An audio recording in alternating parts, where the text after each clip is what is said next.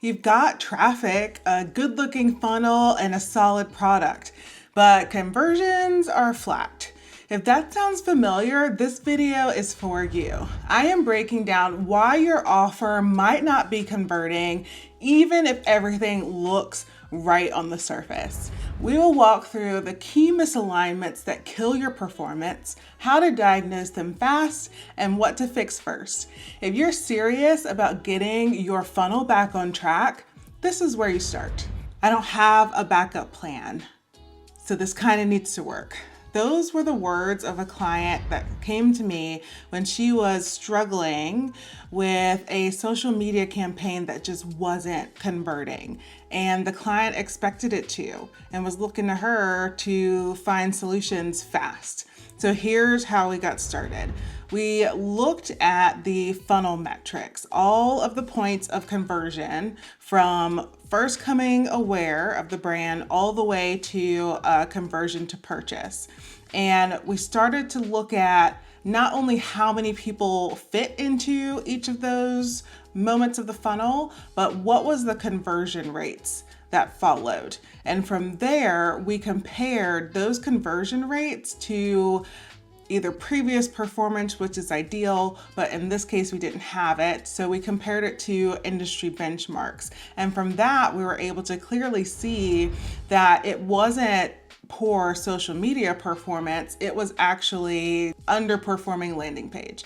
And so by doing that, mapping out the funnel metrics, looking at industry benchmarks, we could see where the funnel was breaking momentum and start to figure out what we needed to address first. This is an example of some of the metrics I would track for a social media campaign where the goal is to drive people to the website to complete a purchase. So I would write out all of the steps needed to have a successful purchase. Then I would map out how many people fall into each of these buckets. You don't want to double count them. So unique number of people is better than overall impressions on social media if you can get that through your data. So then the next phase is looking at conversion rate. This is a calculation of how many people were in the consideration phase divided by how many people were in the phase before it. So 16 divided by 1,000, and then you convert it to a percent by multiplying by 100. And then that tells you how the momentum was building through the funnel and where your funnel essentially falls apart.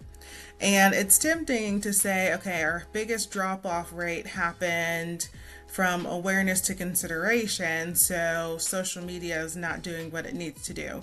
And that's why I like to pull in these benchmarks where you compare what happened during the campaign to what's good. And so either you have industry benchmarks, which I pulled here, or you have historical data to compare it to. I think historical data is better, but you can look at benchmarks if you don't have historical data, and actually 1.6 conversion rate from social is pretty good. That's not the issue here. The issue is the trial. So getting 6.3% conversion of those who would give you their contact information is very low compared to the 10 to 30% that we see from industry benchmarks. So here is actually the trial line is where I would focus my efforts and say that's the broken part of the funnel. After decades of helping global brands create resonant messaging, I decided to start my own business, and I quickly realized that I am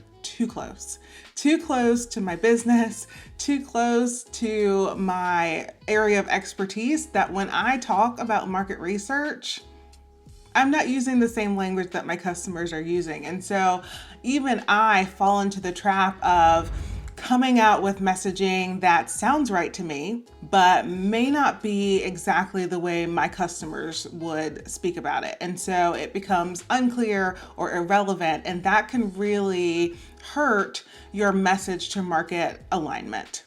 And so what that looks like in the numbers is you'll see high engagement, but no action. You won't see strong click-through rates, or you'll see long sessions on the landing page, but still no one's converting. Like I was recently looking at a landing page where people were staying on that page for 8 minutes and still not converting.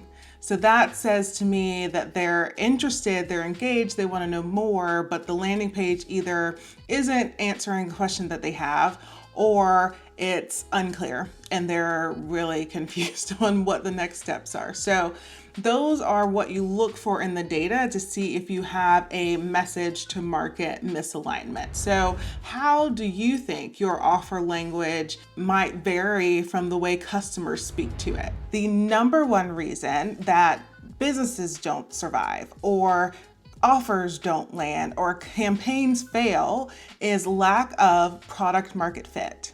The thing that you are trying to offer or sell doesn't have sustainable audience demand. And that is a big, big issue. And it shows up in the data like this, where you have people who are willing to try your brand or click on your freebie, give you their information, but they don't actually convert into happy paying customers. And so that is a clear signal that you don't have sustainable demand. So maybe the positioning is wrong. So maybe the product itself, the offer itself is good, but you need to find a new audience that is going to be willing and happy to pay for it. So that's a positioning issue. It could also be a messaging issue where you are not really speaking to a sense of urgency to create that purchase to go ahead and convert, or your target audience that you're after is just not ready. They're not ready and willing to buy what you are selling. And so again, that points back to, is your offer aligned with the needs of your target audience? Hey, if this is helping you spot what's going wrong with your offer, do me a favor and hit that subscribe button. I regularly share breakdowns like this that help you fix what's not converting and get your strategy back on track. You don't want to miss a minute of this, so go ahead and subscribe now. If you're really serious about creating high converting campaigns, why aren't you doing more tests? There's no silver bullet here. It's not swipe files. It's not some guru's playbook that worked in 2020 but no longer. It's not some AI widget that is going to solve this for you. The only sure way, fail-proof way to consistently get high converting campaigns is to test. I know it's boring. I know Excel feels like it is sucking every creative juice out of your body. But tracking metrics is really the only way to consistently build high converting campaigns. That's it.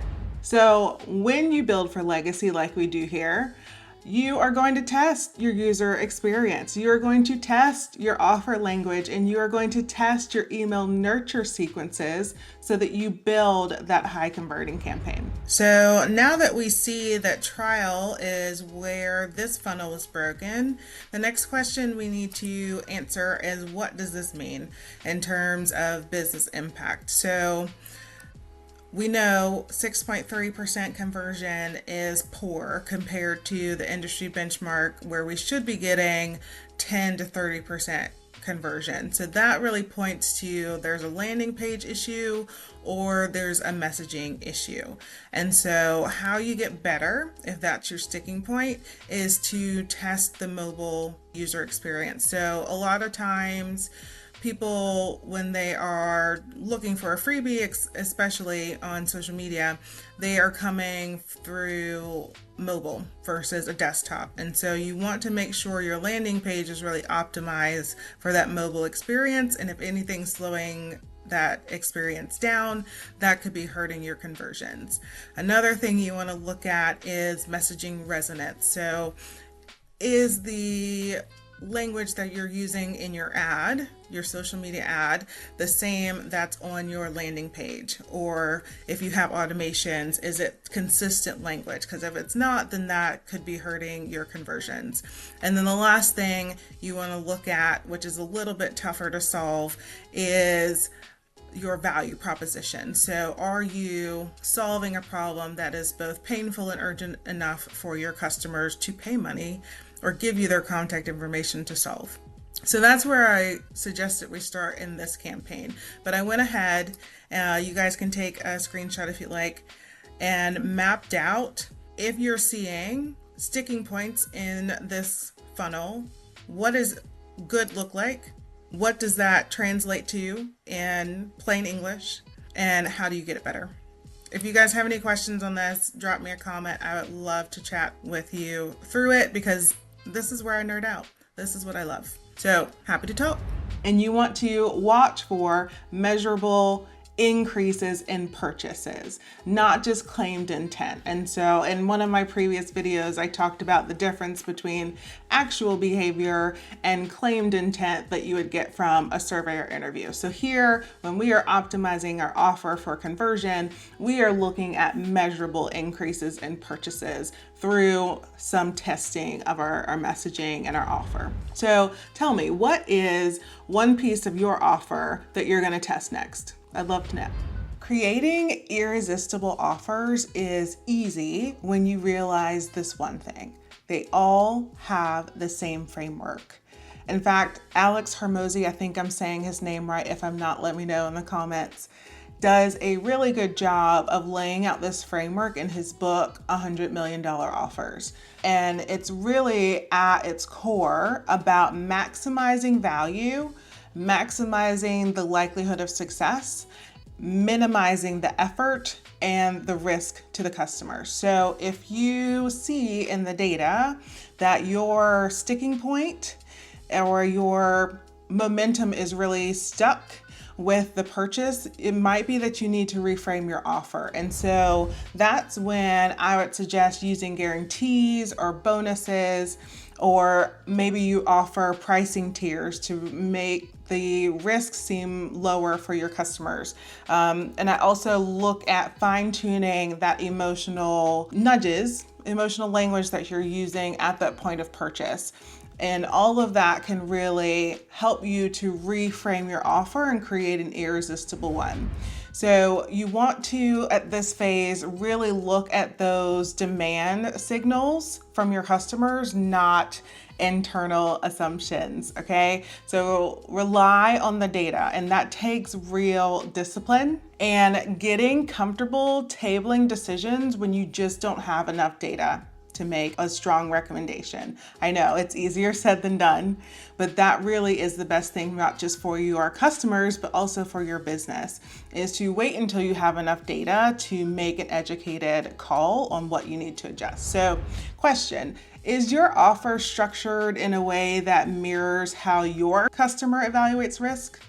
Let me know. I was talking to a colleague in marketing recently about what businesses should really be focusing on when the economy slows down, getting new customers or keeping their happy paying customers, their retention strategy. And my 2 cents on that is really you want to focus on retention for 2 reasons.